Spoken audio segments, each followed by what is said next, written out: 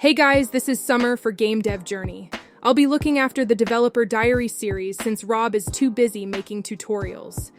Today we look at Stunt Xpress by Rafael Gonçalves. Rafael is an artist and game developer from Portugal, making Stunt Xpress in the Godot engine with the help of Pineapple Works, a publisher who helps developers polish their projects, port them to consoles, and publish them worldwide. Rafael graduated from the Porto School of Fine Arts with a major in sculpture and spent the following 12 years abroad working in animation and motion design for communication films and advertisement. Rafael started working on Stunt Xpress a bit over 2 years ago, and it was initially meant as a short hobby project that would take him through all the steps involved in making a video game from start to finish. He had read somewhere on the internet that racing games were an easy genre and suitable for beginners, so he chose that. Because of his long-standing interest in procedural generation and real-time physics, he knew he wanted to include that in the project. He began sharing his progress on social media as a sort of dev diary, and that's when, in an unexpected turn of events, he began being contacted by indie publishers that were interested in the game. Stunt Xpress has been a physics sandbox, delivery van driving game since the beginning, but it has evolved a lot throughout its development, especially since Pineapple Works joined in. Together, they have been refining the gameplay mechanics and progression.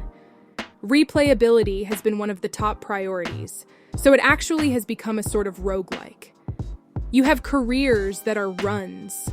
Inside, there are tournaments that are like dungeons, which in turn have matches that are levels. In these matches, you have to accomplish randomized objectives to progress and unlock equipable gear that grants you perks so you can try out many different builds. All this, from tournaments all the way down to maps, is procedurally generated. Rafael chose what he considers to be the most beginner-friendly game engine, Godot.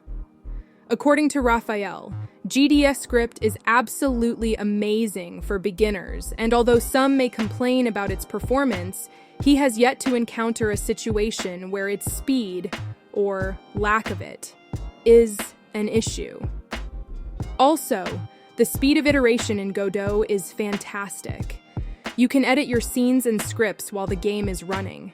It's also extremely lightweight and bloat-free. You don't need an account.